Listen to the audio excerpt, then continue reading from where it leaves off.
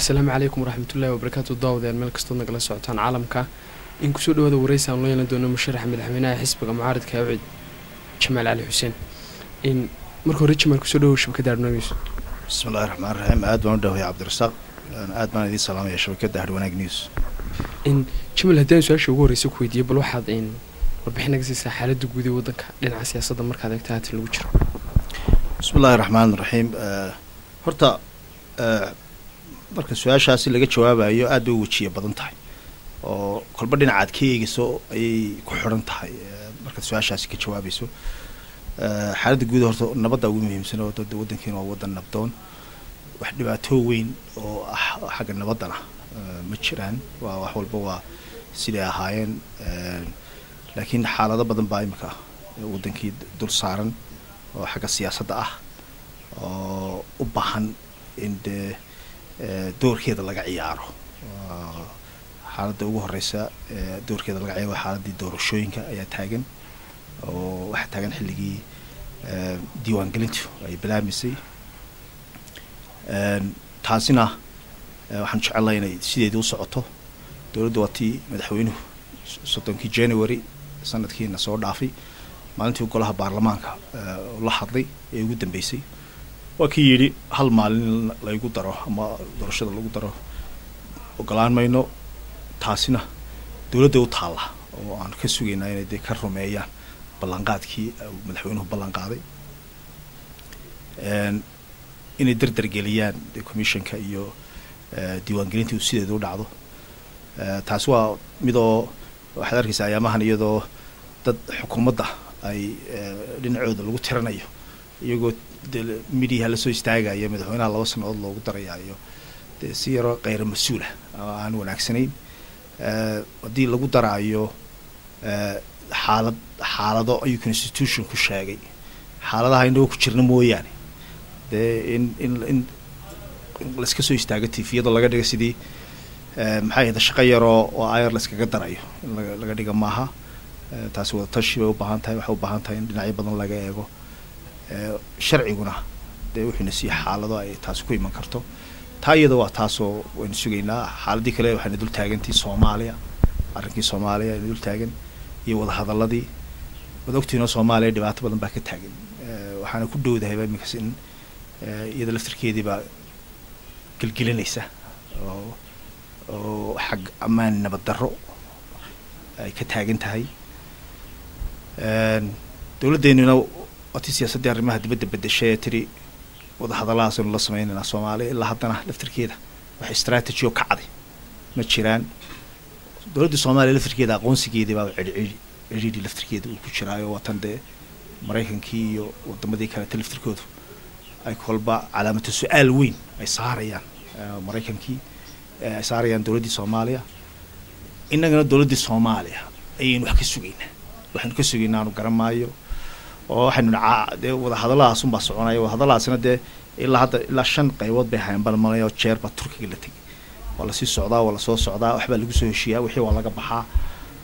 waxa iska noqdeen wax aan iska socdo oo bilaaraada oo inta wax la soo kala saxeexdona sacabka la tumo haddana la soo noqdo wixiina laga kala tuuro marka siyaasaddeena arrimaha dibaddana siyaasad moodaa inay u yara jahwararsan tahay laftirkeedii laakiin xaaladda guud ee wadanku dadku waa nabdoon yihiin xagga dhaqaalaha ciriiri ku jira oo dadka noloshii ay ku adkaatay sicir bararkii waa si yara kacay cashuurtii dawladdu aad bay u kordhisay waxaad moodaa in 3 jeer 4 jeer meelaha qaarkood ay laba laabtay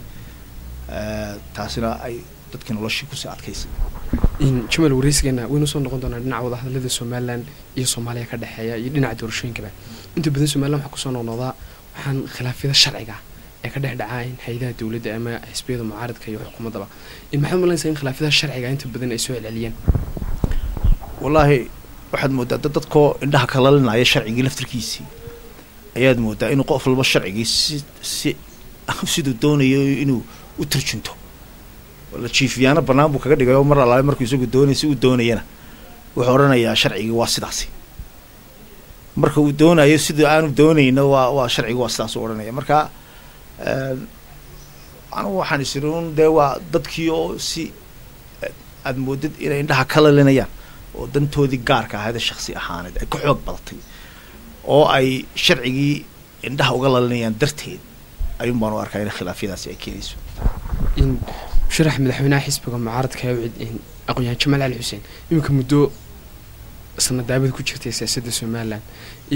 intii uu madaxweynaha hadda talada hayay madaxweyne Axmed Maxamed Siiraayo uu hogaankayna in siyaasadda ku jirtay sidee baad u aragtaa ilaa hadda in hogaaminta madaxweyne Siiraayo waqtiga bismillahir rahmaanir rahiim anigu horta dee shakhsiyan madaxweynuhu waa nin dee halgamaaya nin mujaahida oo nin waayo-aragnimo dheer leh Somaliland dee halgankii asana ahaa wasiir soo ahaan jiray marka isagu shakhsiyan waa nin dhisan laakiin marka hogaamiyayaasha la eegayo waxa la eegaa hogaamiyayaashu keliya lama eegay waxa la eegaa dadka uu isku hareereeyo ama u doorto xukuumaddiisa inagu waxaan ku eegaynaa dadka marka dadkeenu waxay ku xumaadeen mar allaaliya markay qof wax eegayaan shakhsiyan bay weeraraan oo alla weeraraa anagu shakhsiyan weerari mayno madaxweynaha ixtiraam buu nagu leeyahy laakiin siyaasaddiisaan dhalinaynaa anagu siyaasadda ayaan dhalinaynaa siyaasaddaanu ka hadlaynaa siyaasadda laftirkeeda ayaan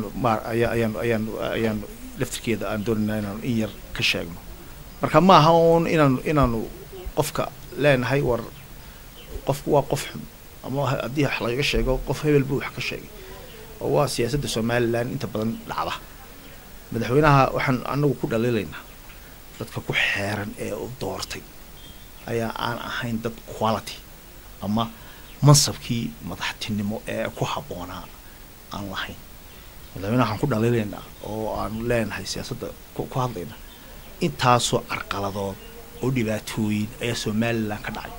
cid loo tiriyeyna ma jirto cid lagu eriyey ma jirto ti waxaan ognahay intii madaarkii oo $10 milyan inta la keenay madaarkiina wax badan aan laga qaban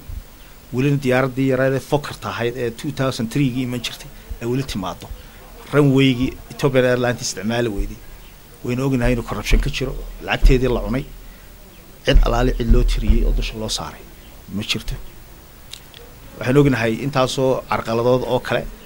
oo dhacay raashinkii la lunsaday ee danyarta maxay ahaydey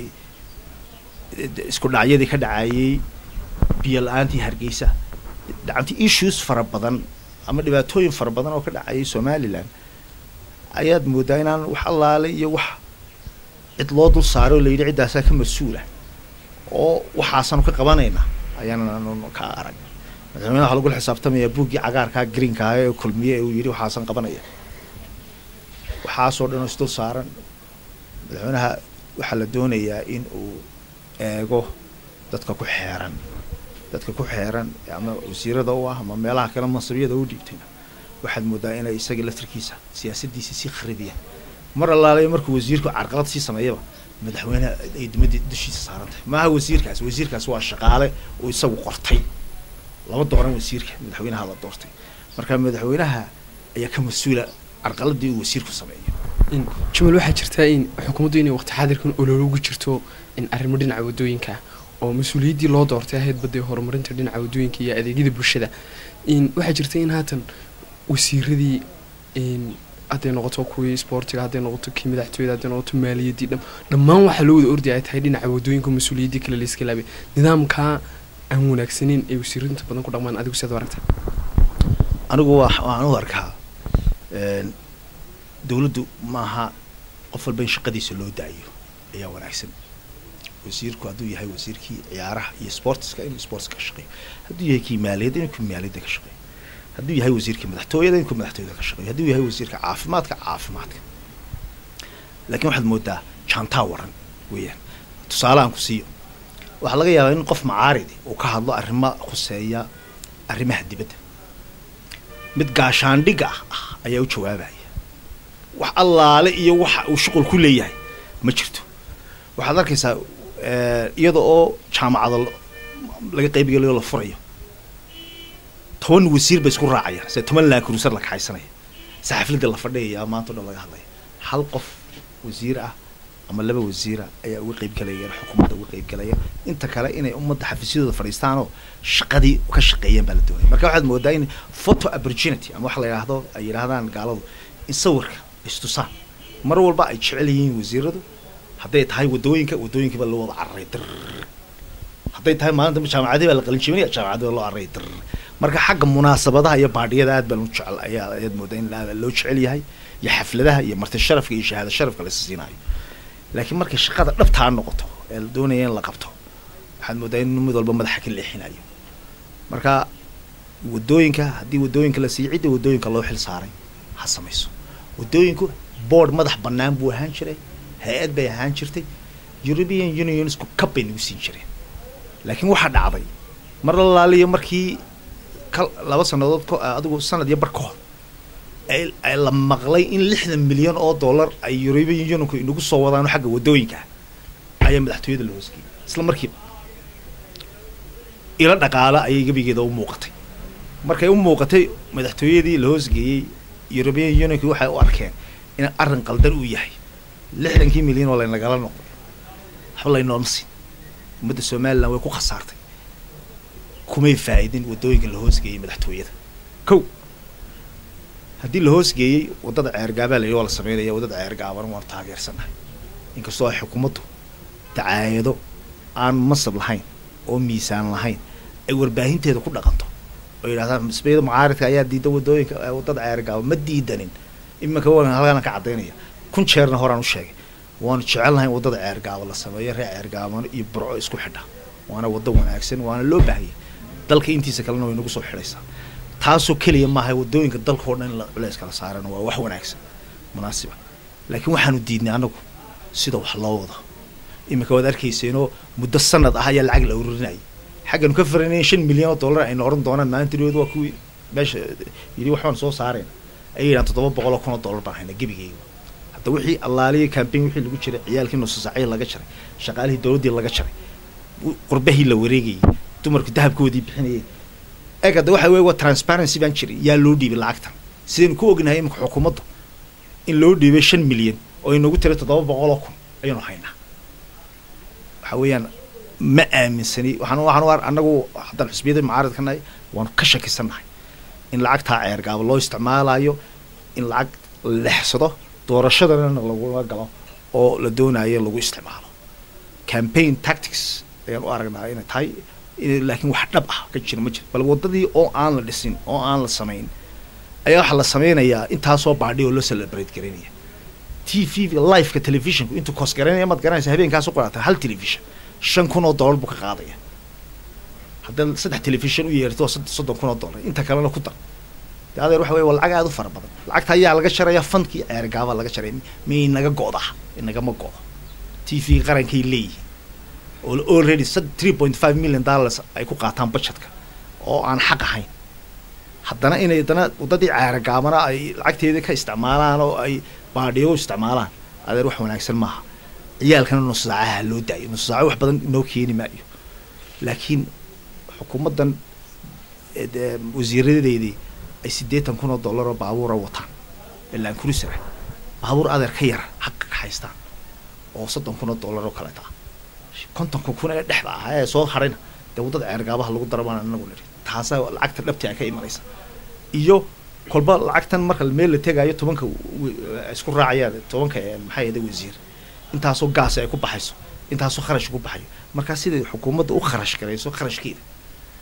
in kharashka yaraysi weeyaan iyo baadhiyada lacagtii ummadda weeyaan oo ay wadooyinka dadka ugu dhisanto mas'ala oo sax Jamal waxa sheegtay in loo baahay transparency in la isla ogaado lacagtan in loogu talagalay wadada dhismaha ceergaabo waxay ku dhacayso in adiga ka musharax ahaan in maxaa kula haboon in loo sameeyo wadadaas in مثلا أما جودي مذبح بنان سيل سلوك هذا القناة رسمي قاعد جودي نسوق ما حكوا لها بنادق أما تلابد تعيش القاضي أنا تلابد كل شيء يعني حتى أنا بوزيشن كده جوجي لها أنا تلابد قاعد لها كل شيء أنا جودي مذبح بنان بنسمي لها أو أردد له أو أردد قريه أو العكس تو سوق جلسة صندوق الجرده أنا العكس تلاقى سعر كرين إلا هدو تقول مركب وتطلع بالعابيهم صندوق حرن account waxa jira account xiran oo lacag laga saari karo iyo mid xiran oo deposit lagu sameyn karayo lacagta la dhigi karayo audit gaarana wanu sameyn lahay oo monitor garaya wax walba every month lacagta soo xarota transparency ummadda public loo sheego iyo meelaha ka kala timid ko gudida marka loo sameeyo hay'adda wadooyinka laftirkeeda anigu madaxtooyada maan hoosgeeyeen sidii berigii hore hay'ada cigaal allah u naxariistay uu sameeyey boardkii gaarka ahaa ee 5 wasaaradoodna ay dusha ka maamulayeen ee la isla eegayay wax walba taasaan geyn lahayn European Union kan kala tashan lahayn iyo hay'adaha deeqaha bixiya lacagta 60 milyan dollar ee inaga xanibnayd ayaan soo furfuri lahayn oo lahayn adeer nagu soo siiya lacagta ya si aan lacagtaana u helo markan waxa isku dabaridano ee aan intaan isku dabaridano ayaan waxaan u tagin lahayn wadamada waaweyn iyo hay'adaha deeqaha bixiya aan oran lahayn intaasaan haysanaa wadadina intaas kharashkeedu noqon inta soo hadhay waxaan doonaynaa inaad wax naga siisaan transparency marka adduunka caalamka marka wax la timaadid ay dadka kale wax ku siinayaan markaan intaa isku dabaridno iyadoo isku wada dhan ayaan presentation u jeedin lahay aniga laftarkayga u sameyn lahaa presentation oo inta tagi lahaa oran lahaa war waxa soo baahan anigu wadooyinka waan finance garan jiray banker baan hay waana aqaana way aragnimadeeda intaasoo wadooyin oo caalamka ah ayaan dhaqaalahooda markii banka aan joogay aan finance garaynay oo ay dawladuhu nagala tashadeen marka waxay u baahan yihiin wadada noocaas oo kale waa wada aad ballaaran lacag fara badan baa ku baxda wada yaro ma doonana caanteyn inaan dhisno oo wadooyinka yaradeen gabigoodaba dee kafarka ah ee inta la iska saaro marka hadhow tala baabuurta marta maalinta dambe dunta ma doonayno wada adag baan doonaynaa oo ilaa 50 sanadood aan la taataaban ee loo baahay marka lacag badan ka baxayso lacag waxa la geliyaa wax wanaagsan mid kale feasibility study ayaa loo sabiri lahaa bal imika wadadan laftirkeeda maalin waxay oranayaan wasiir hebel wuxuu qoranayaa 90 milyan baa ku baxaysa wasiir hebelna wuxuu oranayaa 70 baa ku baxaya wasiirka kale wuxuu oranayaa 150 baa ku baxay ilaa haddadaasi wax feasibility oo study ah oo lagu sameeyay ma arag waxay yiraahdeen sample baan ka qaadanayna intaas oo kilometer baan ku sameeynaa horta marka hore waxaan study ku soo sameeyo arag inta qarashka ku baxaya sidee tahay waxaan anigu wadooyinka rafli idea aan ka haystaa ma engineer laakiin xagga dhaqaalaha wadooyinka qarashka ku baxa iyo waxa soo dhan waan finance gareyn jiray oo idea ka haystaa oo fikrad baan ka haystaa marka anigu in madaxtooyada laga hoos saaro horta marka ugu horeysa wadooyinka oo hawl maxay ahayd boardkii lahaan jirtay loo sameeyo berigii horeeto transparency gaasana oo inoo keeno in European Union ka lacagta inaga xanimarto inoo soo daayo taasi waa kow board gaarkaana loo sameeyo hadhowna loogu doonto deeqaha wadamada multinational bank oo dawladda Turkiga in mar walba aynu shirka u tagin waxaynu oran weynaa naga caaw waxyaalahaas imika Turkiga wuxuu dhisay xamar oo dhan buu dhisay ya waa kan wadooyinka xamar oo dhan u dhisay Soomaaliland hal wado mu dhisay yaa aad iskale dawladda laga doonayay in arrimaha noocaas oo kale ay ka qayb gasho tiraahdo la Turkiga bilaash tagmeeyay ila interest wisna inagu leeyahay in interest ka dadkeena uga faa'iido wasax jumalayn waxaad musharaxay madaxweynaha xisbiga Ucid inta badan dhinaca dhaqaalaha ayaad aqoon fiican u leedahay in Soomaaliland muddada ay jirtay madaxweyne Axmed Maxamed Siiraay xukuumaddiisu in dhinaca cashuura kor baa loo qaaday in haddana xukuumaddu waxay inta badan ku faanaysaa in wax qabadyadeedii dhinaca dhismaha in wasaaradaha iyo hay'adaha dawladda oo kale ay aad ugu faantaa markaad eegto cashuurta dadka laga qaadayo iyo wax qabadka ay dawladdu u muujinayso gaabintii lag bajirado malaynaysa bismillaahir rahmaanir rahiim horta markuu qof hadii $100 laga qaadi jiray oo maanta dadma lagu yiraahdo $200 ba laga doonaya qofkaas wuxuu filanaya wixii hore loo sameeyay jiray in la laabo soo ma in lacagtiisa wixii ka soo baxaysa waxa weeyaan maxay ahaydey cashuurahan horta dadka ay ku soo rirtay xukuumaddu anigu waxaan u arkaa horena waan u sheegay in cashuur xad dhaafiyay ummadana ay ku tahay dhaawac sababtoo ah cashuuraha inta badan waxa la kordhiyaa percentage 100% ma gaaraan meelaha qaar cashuuraha anaaba hayaba laftirkooda statistics-kooda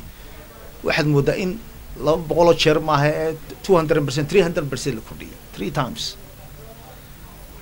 dadku cashuurta noocaas oo kale qaadi maayaan dhaqaalaha oo ma awoodi karayaan ila qofka mushaharkiisa intaas muu kordhin waxa laga qofka mushaharkiisa iyo oon kordhin oo caadi ah haddii uu bixin jiray $200 cashuura oo lagu $400 keen taada dhaawac bay ku tahay qofkaas ila mushaharkiisa sare uu kicin dhaqaalaha Soomaaliland waxaad moodaa in because of that in sicir bararkii wixii dadkii noloshii ku yara qaali gariyay ila qof walba uu kicinayo wixii kii bariiska iibin jiray marka lagu yiraahdo cashuurtii baa dawladda lagu labalaabay de bariis ku labalaabay hay-adaha services waxaa jira waxyaalaha qaarkood waxaa jira dadka aan cashuurba in yar laga qaado ama aan lagama qaadinba maxaa ka mid a waxaa daruuriga ah cuntada raashinka iyo biyaha haddii haddaba dawladdu ay leedahay cashuurtii baan kordhinay oo budgetkii baan sida u kordhinay horta budgetka yaana ku faanin budgetka laguma faano budgetka waxa weeyaan wax qabadkunbaa lagu faanaa budgetka waxa weeya waa dawladdiioo kharashkeedu badanaya marka haddii kharashkeedii bato kharashkaa batay ee budgetkaa kordhay dee laankaruusaru noqonaya ama wuxuu noqonayaa wax kale oo ay isticmaalaan oo ay dawladdu kharashaad ku isticmaasho ama ay lunsataba wax qabadkeeda rasmiga waa inay tiraahdo waxaasaan ku qabanay iminka markaad budgetka eegtid dee isuma dheeli tirna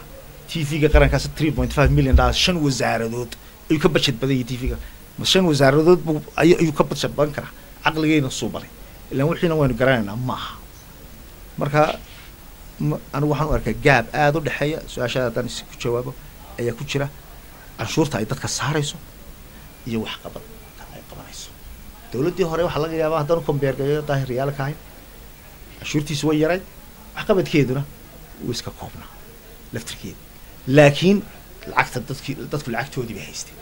tani dadkii lacagtoodiina way ka qaadanaysaa waxna ugu qaban mayso anu saasaan u arkaa waxaa jirtaa in waqtigii xisbiga kulmiya uu ololaha ugu jiray doorashada madaxtooyada Soomaaliland ee sanadkii 2010 wadanka ka qabsantay waxyaalo badan baa buugiisa ku qornaa waxaa ka mid ah adeegyada dhinaca bulshada sida biyaha kale ilaa haatan in magaalada Hargeysa caasimadda Soomaaliland dadkii ku noolaa ma helin biyo in bal arrimahaas aad aragtaa horta biyuhu waa shayga ugu muhiimsan number 1 iminka haddii anaga la dooran lahaa anaga haddii ilaahay noo qoray oo calafkeeyo tahay oo dadkuna doortaan oo ilaahayna noo qoray shayga ugu horeeya number 1 ka noo ah waa biyaha waxa kale oo dhan biyaha ka horeeya biyaha nolosha waa tii ugu muhiimsanayd ee number 1 ka ahayd magaaladii Hargeysa waxaan u maleynayaa geed deeble 14 ceel mise 15 ceel ayuu ahaa berigii maxay ahayd dawladdii siyaad bare shiinihii la qoray sida igu maqaalaa laba gaar ahaan baa loo qaatay ciddii qaadatayba labadaa ceel malaha laba saddex ceelna wabay xumaadeen oo way jaban yihiin oo haddii la hagaajiyo oo dee la isku dabarido qayb kale biyaha ay magaalada Hargeysa ayaa loo furi lahaa oo dad baa ka faa'iideyn lahaa ilaa inta ceel ay noo shaqaysay markaad eegtid magaalada Hargeysa statistics marka anigu aan dee qolooyinka kale la sheekaystay iyo dadka dee biyaha ku shaqo kale 65% dadka magaalada Hargeysa jooga gawaariba biyaha u keenta 135 ka soo haray 20% dameeraa u keena 15 ka soo haray in baa qasabad leh 15% magaalada ka mid ah ayaa qasabad leh 65 ka kalena waxa uu keena maxay ahayd gawaaradaas waa kharash iyo biyihii laftirkooda soo iibinayaan kharash maanta dadkii haddii biyihii iibsanayaan adduunka kale haddaad eegtid biyuhu oo adeegyada aanay dadku iibsan ee ay dawladda responsibilitygeeda qaato biyuhu waa free baa dadka looga dhiga naqanti oo ma iibsadaan biyaha dadka marka in ay dawladdeenu ka shaqayso biyaha oo hay-adihii caalamiga ahaana kala sheekaysato oo ay mashaariic u keento tiraawal halkaasaan doonaya naga caawisa ma aha un hay-adahan dalkeena jooga in la yidhaahdo seminar noo dhiga maalintii farxalka maalintii heblaayo bal waxaa laynagu mashquulinaya eega dadkeena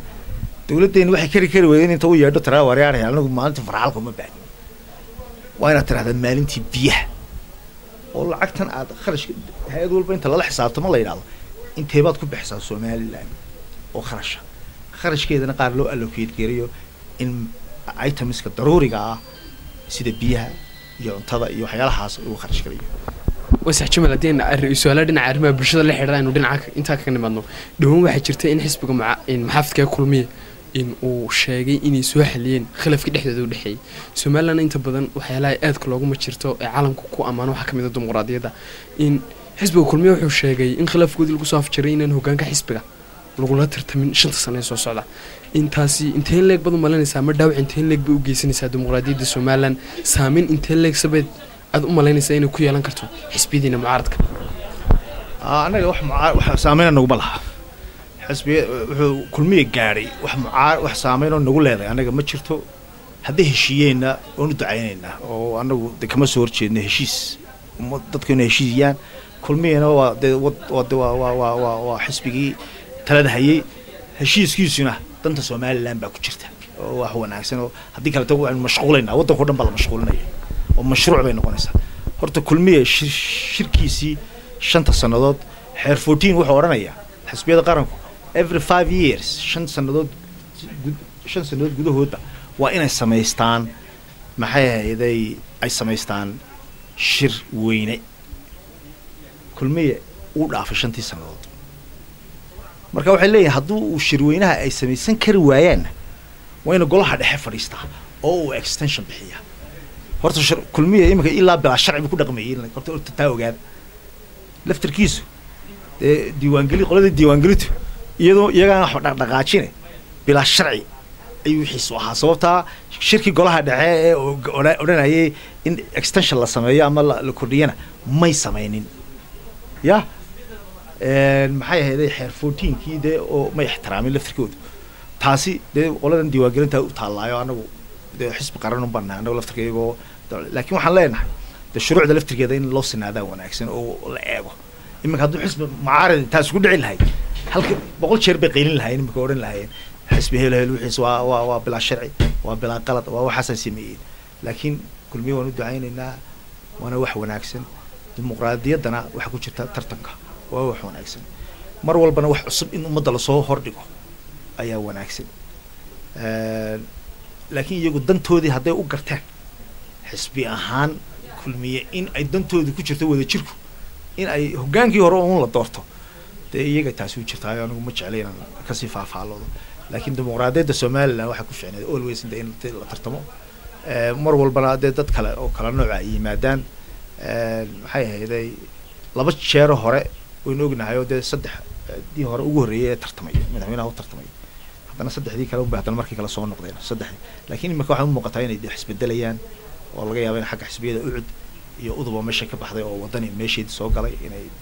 wajiyo cusub ay leedahay marka kulmiye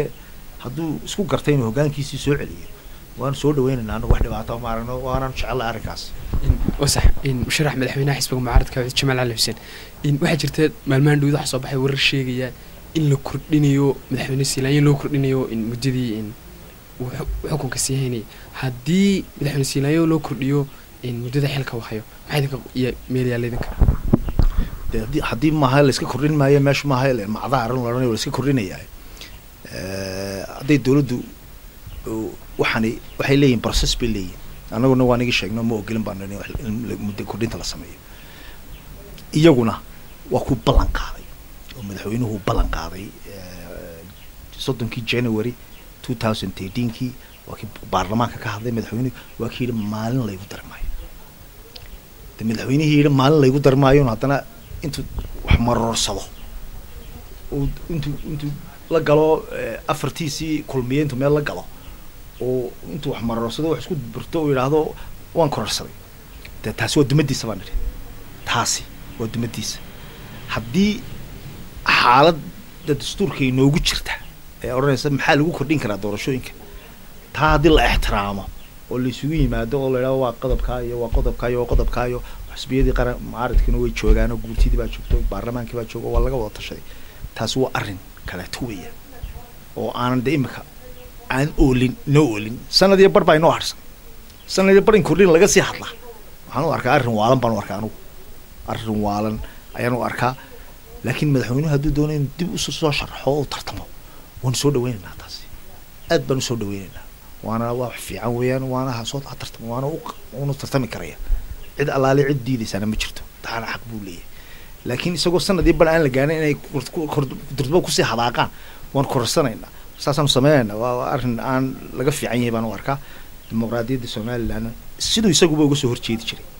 madaxweyne Siilaanyo waa kii yidhi markii uu tartamayay kulmiye ku tartamayay waa kii daahir riyaal ku yidhi haddii maalin lagugu daro kuma aqoonsanin madaxweyne isagaa afkiisa laga hayaa tii isaguu odhan jiray unbaa noo taalla anaga wax kale maaha oo sharcigu isagu dhigay. jamal haddii su-aasha ugu dambeysa ku weydiiyo waxaa jira wadahadallada u dhexeeya somalilan iyo soomaaliya oo muddo badan soo jiitimayay wadahadalladaas waxay qaateen waqti aad u badan iminka ilaantii xukuumaddan ay jirtay adiga ka musharaxaan sidaba maxaad u malaynaysaa in wadahadalladan somalilan iyo soomaaliya ama midhadha looga gaari karo ama lagu soo afjari karo? bismillahi raxmaan raxiim wadahadalladaas anagu dee waxaan u arkaa inay sii socoon soo socoon ay raad diyaarad sii raac soo raac inay haydo heshiisyo badan baa ayaa la isla gaaray wax allaale wax ka hirgelina ma jiro. example haddaan ku sii tii hawada inta qoladeenu ka qayb gashay bay halkan yimaadeen TV-ga oo kuwa 5 saacadood ka hadlayay ee lahaa guul ban Somaliland u keeno 5 wasiir ay yidhi hawadii Soomaaliya Hargeysa laga maamulaya yaa ay dadka qaar ka dadeenayna oo malaha hawadii la inaga mideeyay ee dhulkun baynu joognaa. haddaba iyadoo taas ay dhacday oo la sugayay arrinkii ay ballan qaadeen heshiiskii ay Soomaaliya soo saxeexday waxa la wax ka hirgeliyay wadii Soomaaliya ka daba hadashay diiday laga maamuli maayo waxna marka way noo sheegayaan haddana wixina si kale u dhacayaan. marka waxaan wanaagsan in haddii heshiis la galo in heshiiskiisa loo fuliyo. Somaliland waxay ahayd in dawladda Turkiga ku tiraado bikulli ixtiraam ma imanayno shirka Turkiga sababta heshiisyadii hore ee aynu gaarnayba way ixtiraam waayeen qoladan oo la hadlameyn laakiin xukuumaddeena waxaad moodaa inay kolba diyaaradda la sii raacayo la soo raacayo waxa la leeyahay hirgelayaan jirin dawladda Soomaaliya iminka iyadaaba liidatooda ogtahay beesha caalamka aqoonsigii ayaa la cilaacaya dawlad ahaanba anu hatta iyagu ku ictiraafaan beesha caalamka inay ku ictiraafaan question mark baa saaran iyaguna marka horeba kuma ictiraafayaan waa ku sheegaya kule waa gobol Soomaaliya ka mid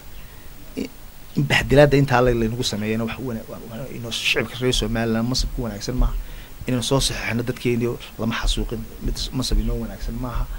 yaa anu waxaan u arkaa siyaasad jaha wareersan ay tahay siyaasadda arrimaha dibadda bayskeeda ee ku socda ay ku soo socotay ilaa inta 3 sanadood iyo barkii xukuumadda haysay ay dawladda talada haysay waa in looga guuraa meel kale oo strategical looga guuraa ayaan anagu arkaa ma meel dhalayaan meeqaamkii ay ummadda ku lahayn iyo caalamkan hoos u bay sii soconaysaa wax dhibaato wax wanaag inoo keenaysa xukuumaddeena madax adayg way ku haysataa marka waxay uga dan leeyihiin anu garamaayo question mark baa taa iga saaran ummaduna way aragtaa sababta waxaan kolba la saxaayo aan waxba ka hirgalayn mar walbana ceeb inagu ah inaga imika tusaale ahaan caalamka waxaan ka dhaadhicinaa waana la xasuuqay waxyaalaha aan uga go'ayno waxa kamid ah maaha kulligeed laakiin waxa kamid ah dad shacabkayga baa diyaaradda dawladda ay ku xasuuqtay oo timaantii la soo saxaynaa waxba la ayna xasuuqin ee aan la mid nahayn Soomaaliya kaleete ee tacadiga loo geystay taasi siyaasaddeena arrimaha dibadda horumarinaysa anigu ma arko inay tahay oo meel manhajkan doonayna iyo higsigii ummadda iyo hankii ummadda ay lahayd mid meel marinayo inuu yahay anu ma arko. aad baa mahadsantahay daawada inta waxaynu kusoo gabagabeynaa waraysi gaar ah oo la yeelanay musharaxa madaxweynaha xisbiga mucaaradka Cawd aqoon-yahan Jamaal Ali Xuseen waraysiga mid lamid inta ku mid ah Cabdirasaaq Qoodi Ibrahim Cabdiraxmaan Qasmo idin kaga tagay sidaa nabadgelyo aad baan kugu mahadnaqaynaa musharax aad baan kugu mahadnaqaynaa.